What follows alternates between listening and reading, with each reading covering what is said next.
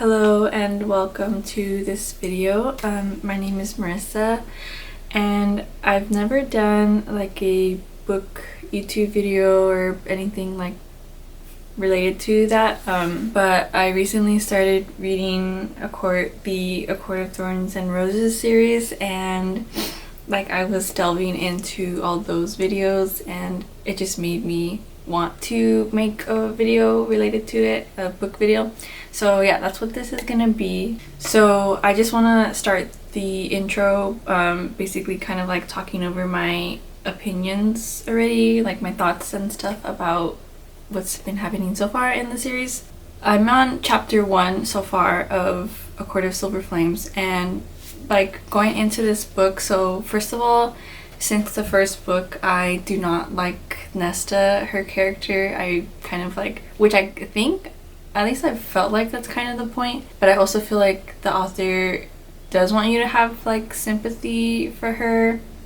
I'll see how it goes in this fourth book, but like I don't even really have that for her character. I don't know, either way it's kind of like hard to like really judge their characters and their reactions because they're also in this like really weird world and situation that is not like, it's not like normal life obviously, so it's hard to say like, oh, they should be a certain way because it's like, it's not real. But I was getting like irritated with how like ungrateful she is and rude, and like some of it just doesn't make sense. But if I like take it at face value and say like, okay, it does make sense, and how do I judge it?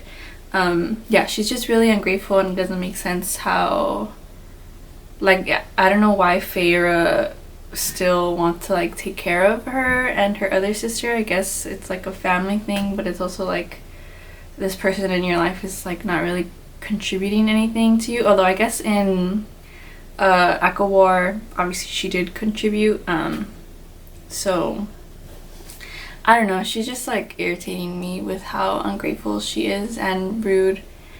But I guess you could also say like obviously there's like trauma and like it's just crazy. I'm still invested in the story and the world, and I am interested in seeing character development, so I also kind of don't really feel that invested in Cassian and Nesta together, but maybe it's just because it wasn't that explored in the first 3 books. I just don't understand why Cassian would all of a sudden, after just meeting Nesta, be so invested the way that it has been made to seem.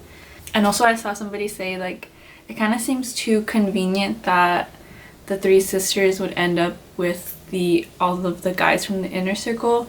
And I do kind of agree, so I kind of don't want that to happen. I also just feel like even before like they became High Fae, I don't know, like just in general, like Nesta especially is kind of useless other than like what she contributed in ACOWAR, because it's like, okay, you're like the oldest of 3 sisters and you're not doing shit for your family, and you have the audacity to complain and be ungrateful and talk shit to your literal like youngest sister, and be more like overprotective over your middle sister than the youngest sister, which I mean I understand like personality plays into it. Like obviously the Elaine character is meant to be more like delicate, so I guess like you could think about it like they just have a closer bond, and because Elaine is the way she is, Nesta feels like the need to protect her. But I don't understand, there wasn't like enough information I felt for me to understand and accept and therefore be able to accept the fact that Nesta is the way she is towards Feyre, and like why do they treat Feyre like shit, you know? Maybe I'll get to understand more of that in this 4th book. But yeah, like I said, I'm in chapter 1. Cassian just came to her door to let her know that Feyre needs her for something, but I haven't gotten to what it is yet. So yeah, I will begin reading this. I'm gonna hopefully finish it within a week. Also, I wonder how much I'm gonna see of like Tamlin in this book. I feel like maybe not that much, even though I want more of Tamlin. But that's like a whole nother topic, so I'll just start reading and then I will, yeah, just be vlogging the reading journey.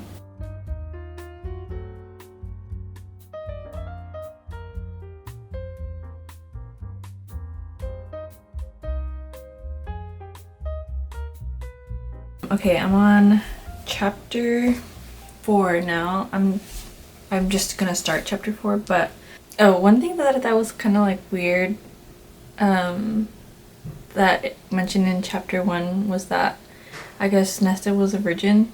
I always get annoyed at the idea of like woman's virginity being like a physical thing, with like the mention of blood when she first had sex with that one guy, that one high fae, which not that doesn't happen, but I don't know, just like treating it as a literal barrier.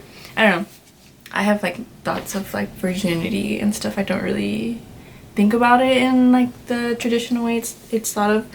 But anyway, that was kind of weird. I didn't expect her character to not have had sex until this point. Anyway, but yeah, so far I'm still annoyed at her character and just like, yeah, irritated, because I feel like she was, when they told her about her options, I was like, her reaction was still like so, even though like we're getting little glimpses of why, and like I guess the idea is that, you know, she doesn't want herself to be close to them because she doesn't want to risk the pain of potentially losing people that she loves again and that she's close to.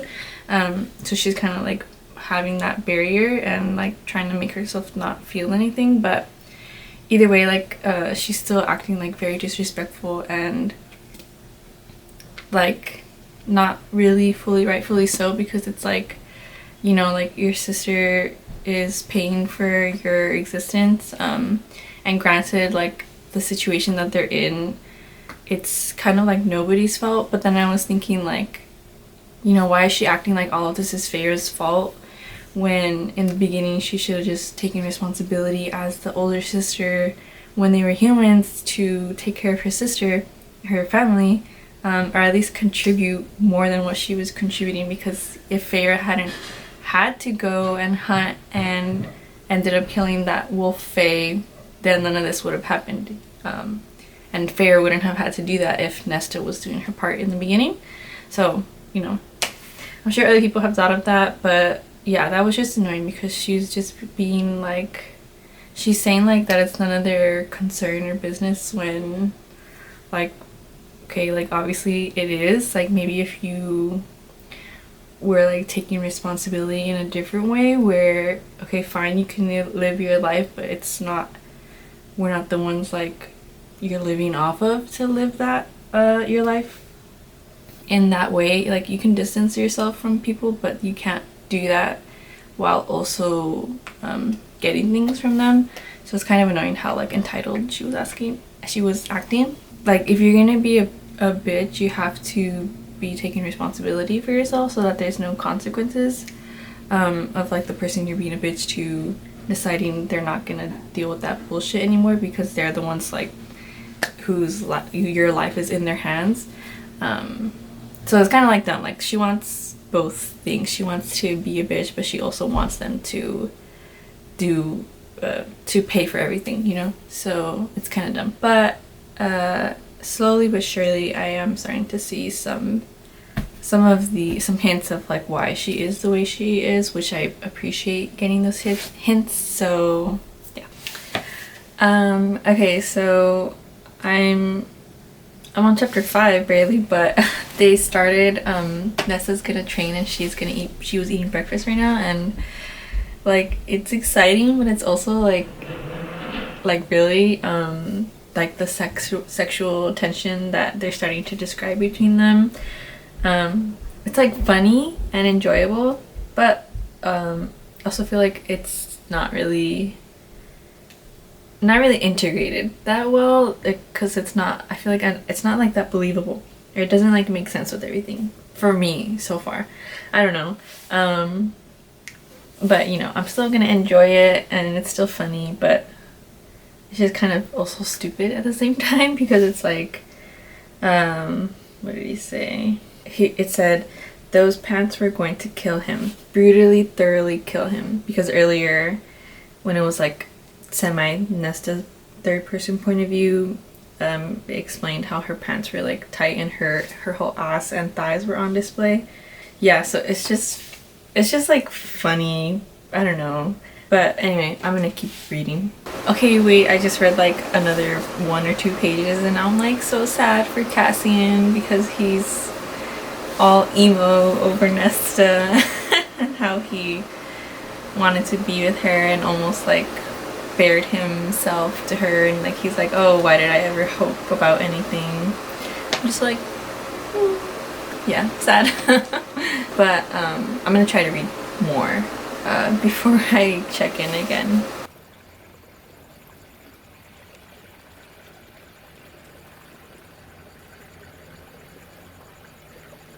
Okay, I was exercising right now, so that's why I'm like sweaty. But anyway, so I was reading today before exercising and while walking. So I'm currently on chapter 13 and I'm enjoying it a lot more now.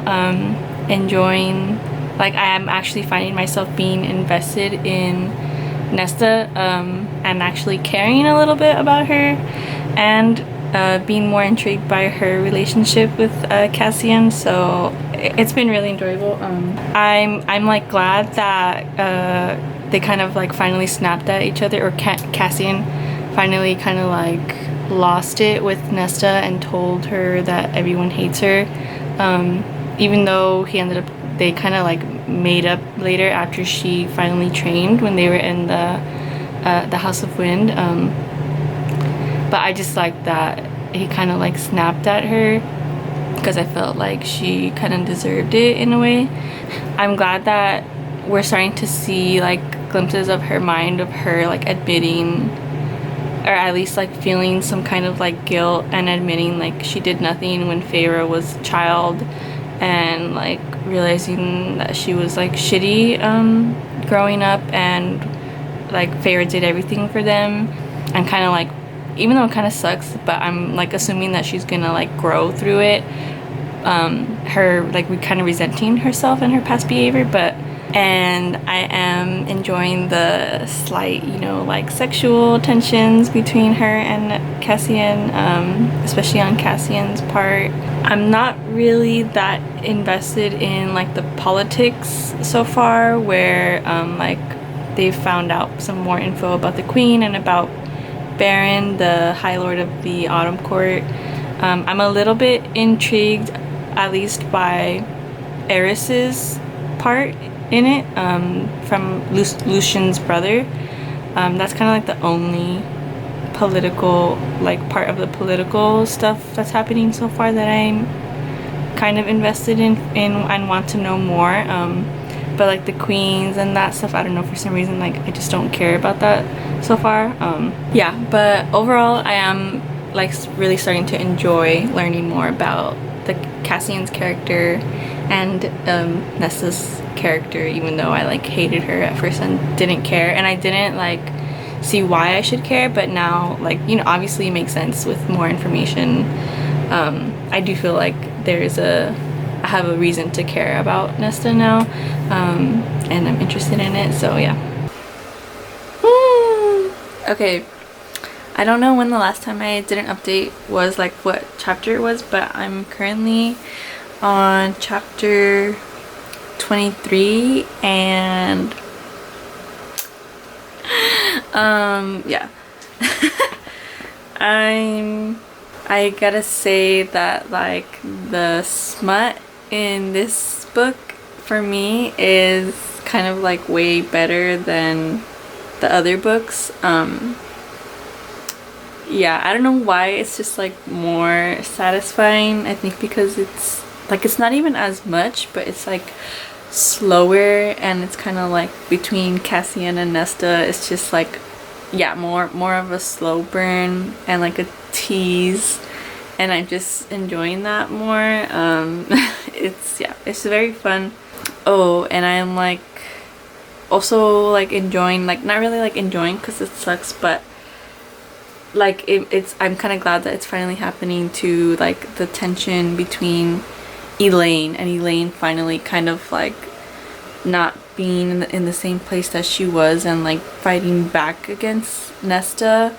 Although I'm still getting like irritated when Nesta is like I guess like Nesta's having moments of like feeling sorry for herself, which I guess makes sense, but it's just annoying because it's like either like feel sorry for yourself and just like accept that, or do something about it, but don't like feel sorry for yourself and be like complaining to other people. I don't know. So parts of Nesta's character are still like irritating, but it makes sense because it's still, oh my god, yeah, I'm barely like on page 3 in the ebook. I'm on page 394 of 1146, so obviously there's still like a lot of character development to be had.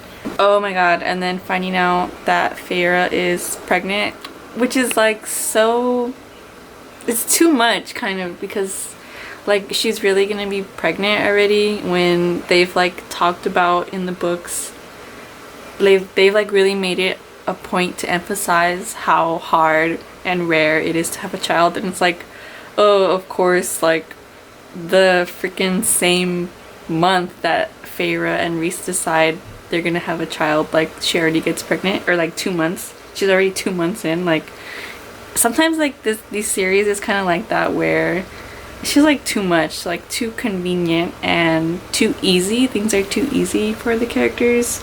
It's not as satisfying that way, you know, when things just happen. Yeah, I don't know, I guess I'm more into like a struggle for things. Yeah, that was kind of like, I mean, this whole thing is cheesy, but that was like a little too cheesy for me, but you know, whatever.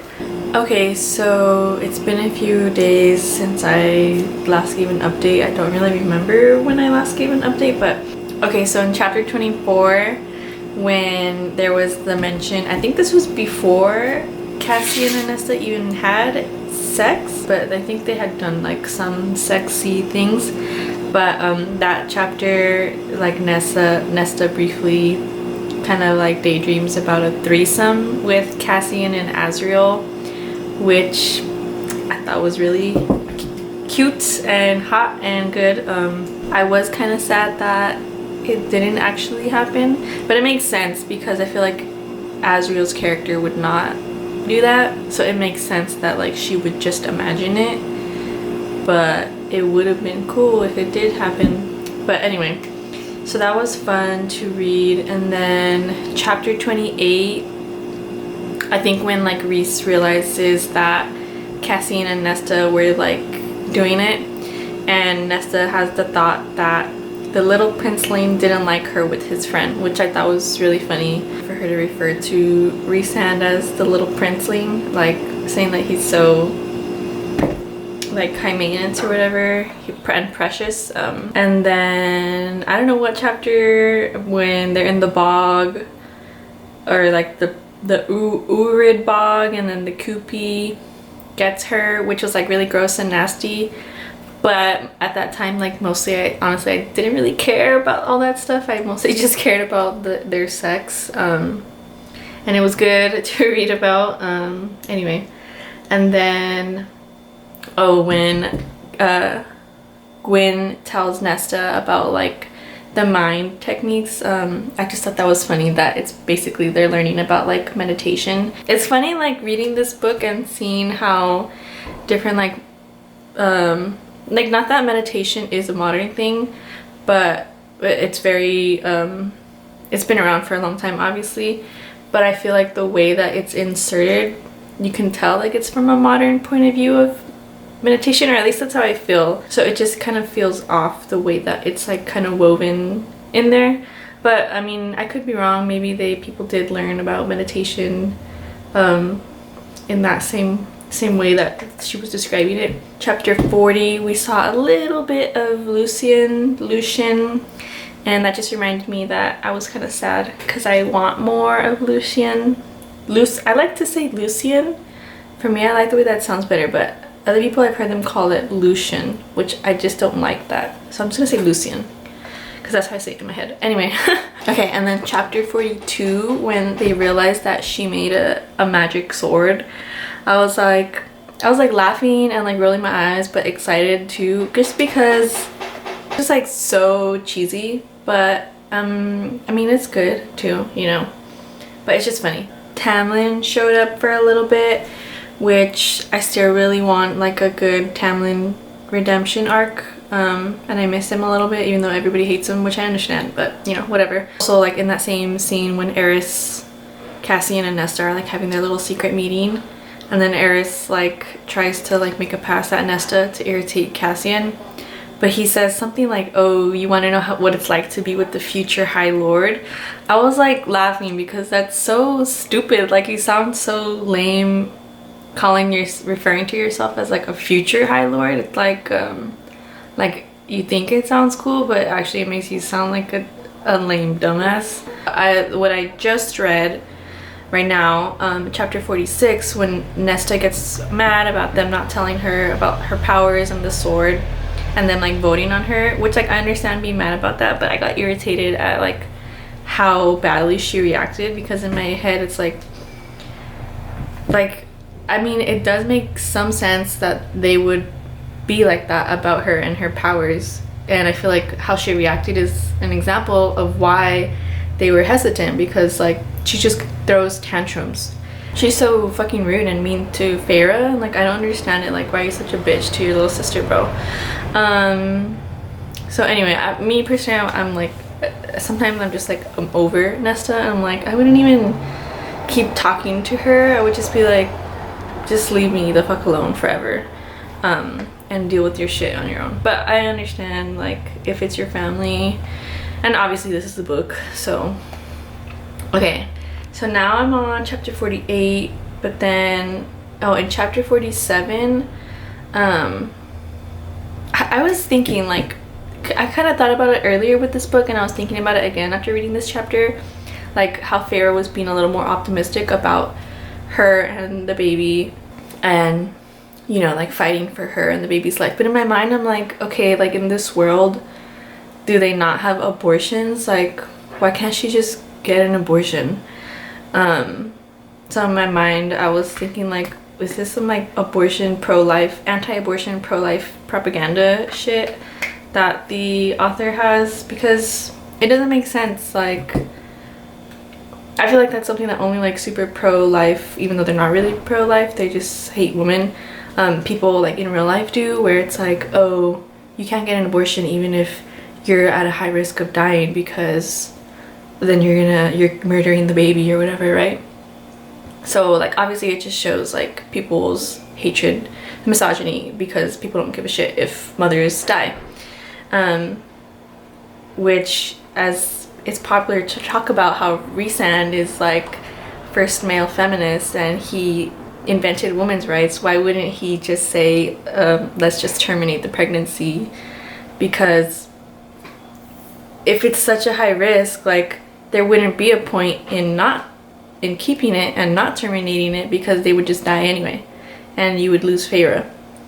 And I understand that like it's supposed to be really rare, but why would you? They weren't even gonna have a baby in the first place till a long fucking time, and if it was gonna kill her, is it even worth it? Like, I'd rather have my partner be safe and alive and just not have a baby. And like they said, it was only because it was conceived when they were in that form, so they could just try again and not be in Illyrian form, and then it wouldn't be a problem. So it's kind of stupid. Yeah, so I don't feel like that's a very strong plot point. And anyway, that's why like I feel like since it's in there as a plot point, I was kind of like, okay, this is like some pro-life shit. Anyway, okay, and then chapter 48 is where I'm on right now. So I was thinking, so they barely started hiking, so I'm thinking, like, are they gonna end up hiking up to Ramiel, I think is the name of the mountain, and like touching the famous black stone or whatever it is? I don't know, I could be totally wrong, but I feel like some shit like that would happen. Okay, so that's my update for right now, and I'm probably gonna finish the book today or tomorrow, depending. Yeah, I'm excited. Here we go. Let's go, let's go, let's go. We're gonna read this book. Okay, so I have officially finished the book. by now, and yeah, I didn't record any clips since my last clip, so this is pretty much just gonna be my thoughts on like certain chapters and like a wrap up for the whole thing. So overall I'm satisfied. It was a fun read, it was enjoyable, there was lots of like, I just liked the pace of it and the emotions that it had me going through. It was a nice like escape, you know, from daily life, and it was exciting, it was fun. Maybe not that fun, but it was fun to read, and the smut was good too. I've never really read a lot of smut though. This series is like my first smut book, so I'll get into that later. Okay, so after my last clip, I read chapter 54 was about Nesta and Cassian going into the prison. Honestly, I don't even fully remember, but my notes I liked the action. I did actually enjoy the action, when usually the other action scenes in the book I haven't been enjoying as much. I've just been like, whatever. But these scenes I did enjoy, and I liked the mix of tenderness between Cassian and Nesta. I was interested in Lanthis and his visions for Nesta. I thought that was very interesting. I also like her name for the sword. She doesn't explain the name until later in the book, but I googled it. I thought it was cool. I liked the way that she saved both of them in that scene. Something that was weird in chapter 56 that was briefly mentioned, like her whole relationship with the house is like cool, but sometimes it was a little bit like too cheesy, where it was kind of annoying. So like the part where she goes down to the bottom of the library and she realizes that that's like the heart of the house. I don't know, I was like, I could have done without that. It was kind of like weird and not like that satisfying either. And then I don't remember what chapter this was, but when Solstice comes, that whole chapter was like an emotional roller coaster for me. So first, the gift that he got her, the fact that it's just like a radio, I think that's really funny. This world is kind of weird because it's like a fairy world where parts of it are like very old fashioned, and you would imagine it to match I don't know, like medieval. I don't know if medieval is the right time period, but you know what I mean, like an older time period. But then in other ways they're like super advanced, but then it's like they have some stuff and they don't have other things. So it's like a radio, like they have magic but they have not had radios this whole time. So he had to like make her a radio. I thought that was cute though, even though it was funny. Yeah, and then at first how she rejects him, but then ultimately they start crying together. I thought that was cute. And she says, there will be no one else for either of us. I thought that was cute.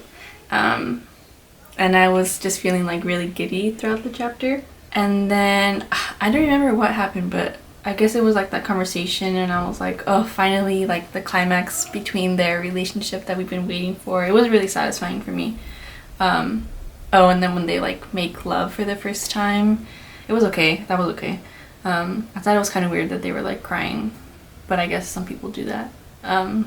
Anyway, and then they actually cuddled after, and I put at the end of my notes for this chapter, I put, damn, the story of an emotionally constipated couple. So I don't know, it was satisfying, but it's also just really funny because it's kind of like, it's so simple, you know, but I guess that's stuff that a lot of people deal with. They can't like show their emotions for other people. So yeah, I don't know after what chapters of reading this that I was having these thoughts, but I was thinking that the friendship between Nesta, Gwyn, and Emery, I really liked being shown this friendship in the book, and I feel like this friendship was more earned compared to the like inner circle friendship and Feyre's relationship with the inner circle in the previous books. It was kind of just like, oh, they're just friends now, whereas with Nesta and her friends you kind of see more of the buildup of their friendship and how like trust is earned between them, even though it is still like kind of fast. I feel it's more like believable to me than the other books. Okay, and then speaking of them, so how Cassian and Azriel like give them tests, and it ends up being that the tests they were giving them were tests to see if they were ready for the blood right, and they passed. So then they tell them like basically they become Illyrian warriors, and I thought that was cool, but it just seemed too unrealistic given how they're always talking about how Illyrian warriors train like their whole lives since they're children, and it's like the most brutal training ever, and a lot of Illyrian warriors like die or stuff, and it's like, oh, there's just been a few months of them training and there you go, they passed it. I guess it's supposed to show like obviously how strong they are, but it was just a little too easy, and that's how I kind of feel about, and a lot of people feel like about all the books, that, you know, things that advance the plot are just too easy sometimes in these books. But anyway, okay, and then the next thing is that's related to that is how Cassian and Nesta end up being mates, and it's like, oh come on dude, like really, like they're gonna be mates too? Yeah, I don't know, it just seemed too easy, but I guess it was cute, but I didn't really care like that they were mates, you know, and it was kind of overkill. Okay, and then a question that I had, you know, when Gwyn, Emery, and Nesta get like captured and taken to enter the blood right against their will, I was like, if Cassian and Nesta are mates, how come they don't have like the same mind communication or mind bond? Like, why didn't Cassian realize that something was wrong until before he got to Emery's shop and they realized that they were missing? That was just, I don't know, sometimes I just don't understand how like the mate thing works in this world. Yeah, and then they enter the blood right, and in my mind I was like, you already know that they're gonna win. At least that was my thought beforehand. Before we get to them completing the blood right though, we hear about Feyre and Rhys and their bargain to die together, which I was wondering if we already knew that, but I guess we didn't. But that was kind of like, man, I don't really care. Anyway, and then we go back to Nesta in the blood right, and then it turns out that her little bracelet that she made is like helping lead her to her friends. I thought that was kind of lame too, because that was like another thing that made it too easy for her and the characters, you know. Yeah, so the whole blood right happens, and I did enjoy the action and in those scenes. I was like tense. Even though like I knew they were all gonna be fine, I was still able to experience like some anxiety worry for each character before they found them, or like as they were going through like different passes and fighting against other males. Yeah, so overall that was very exciting and entertaining. And then, but I did like that I was kind of wrong about the fact that they all won. Only Gwyn and Emery actually went up and touched the stone, and I thought that was actually better than having all three of them win, and that she had Nesta like fighting to save for them. And then the twist with Briolyn and Cassian, where like she was controlling Cassian, was kind of cool, but it was kind of over really quickly too. So I guess I don't really have that many opinions on it because it just happened so fast. But yeah, of course Nesta saved him and whatever. Okay, and then finally the scene where of course Feyre's baby is coming early, and she's in labor. Of course I was like, oh, of course that had to happen in this book, but I guess it makes sense. But I did think that the sacrifice that Nesta gave to save Feyre and her baby, it was better to me than some of the other things in the book, because I feel like it actually was a big sacrifice and it wasn't like immediately reversed, such as Aquawar, where where Amren like goes into the cauldron and like she dies at first, right? But then somehow Rhys is able to just bring her back and she's alive. Like, for me that was a cop-out. She should have just stayed dead forever. Whereas here in this book, this sacrifice is not reversed like that sacrifice, you know. It's kind of lame if they sacrifice something. So I thought that trade-off was justifiable. Yeah, and then the baby's name is Nyx. I don't know if that's a cute name or what, but yeah, I don't even fully remember the ending, but I just put nice cute ending. Yeah, although I do want to know more about Lucien, but I'm assuming if there's going to be another book probably about Elaine, then we'll see more about Lucien in that book. And like I've said before already, I do want to see something Tamlin's character dealt with better and like kind of wrapped up better than what's been done in these books so far. And I'm wondering if they're going to bring back the idea of Rhys being High King in the next book, because I think that that would be very interesting. And overall, I mean, I'm excited to read the next book about Elaine. So I was gonna say about like the smut, how like this is my first smut book that series that I've ever read. So like to me, I guess it was good. Like it was entertaining, but like a lot of different criticism is like that, I guess, that it's like basic or lame or weird, which I can also understand, but I feel like you have to like kind of expect, like you kind of have to lower your expectations, like, because this is, for me, like this whole series is kind of just like escapism, and I know that it's like corny and kind of like trashy, kind of like how people like enjoy reality TV, you know, like reality TV is not to, people don't watch it because like you think that that's like a standard for how you should act in the world, or like their role models, you know. But I feel like some criticism of this book, which is still fair, like you can still say that criticism, but some of it is kind of like expecting too much out of it. So like for me, as I'm approaching these books, I'm kind of approaching it with the mindset that it's kind of just like a guilty pleasure, and it's not gonna be, you know, like the whole idea that the feminism in this book, and like how, oh, Rhys invented feminism, and which is funny, like I enjoy seeing that stuff, but I enjoy the fact that people are making fun of how it's like it's so bare minimum. They're doing the bare minimum, and it's like we shouldn't be applauding like the characters for certain things, like how Rhys is like letting Feyre have a choice and all this stuff. You know what I mean? Like I'm not coming to this book for some like crazy theory and to learn about how to like be a better person. I kind of like expect that the characters are going to be very one-dimensional and flat and not very advanced in like their gender ideology and things like that. So I think that's kind of like what I'm saying. So, but it's still fun to like kind of to poke fun at that. Anyway, so along with that, the smut, it's not like I'm expecting, I don't really know what I'm expecting. I don't know. Anyway, so it was enjoyable for what it's worth, and it was entertaining.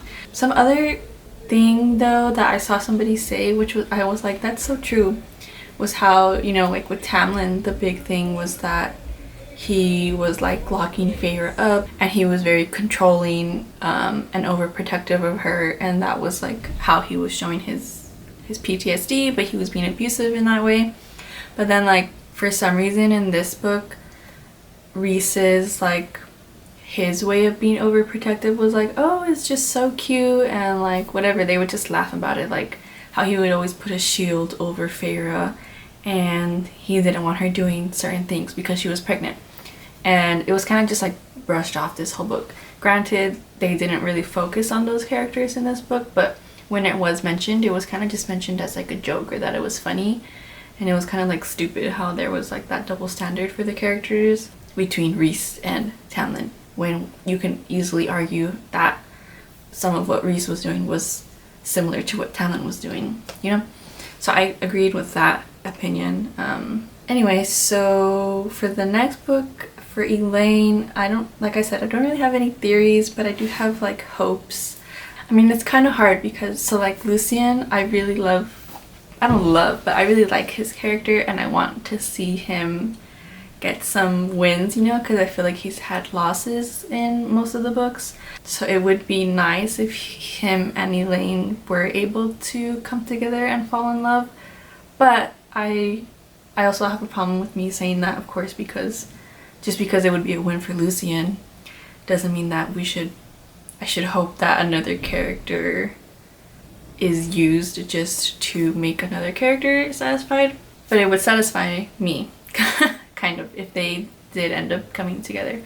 But then it would just be another mate thing, because they're already mates, and it's like all the relationships in the books we've read so far would just be based on mates, and that's kind of like old, you know?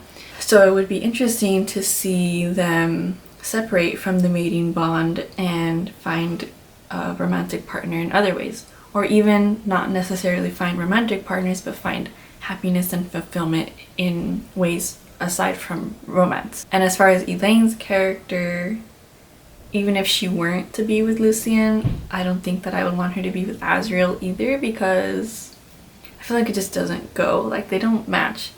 And that would also be too convenient, because then all of the sisters would have just ended up with guys from the inner circle, and that's kind of annoying and too easy too. But I'm sure that Elaine has to end up with somebody, because that's kind of like a big focus of these books, is the romance. So yeah. And for Lucian, I don't know who he would end up with if it weren't Elaine. And for Azriel, I don't know who he would end up with either. And that, I feel like if the author was to put Azriel with somebody, it would have to be done very well, because all of these 4 books have made it very clear and have like kind of hammered on the fact that he keeps to himself, he's very closed off. So it would be annoying if he did have a romantic partner and it was kind of like too easy, because then it just wouldn't make sense with what we know about the character. So I don't know. Yeah, so overall I enjoyed reading this book. It was very entertaining. I'm excited for the next book, and hopefully this reading vlog was entertaining. I've just been enjoying watching like videos about these books, so I wanted to make one. Yeah, so thank you very much for watching. Bye.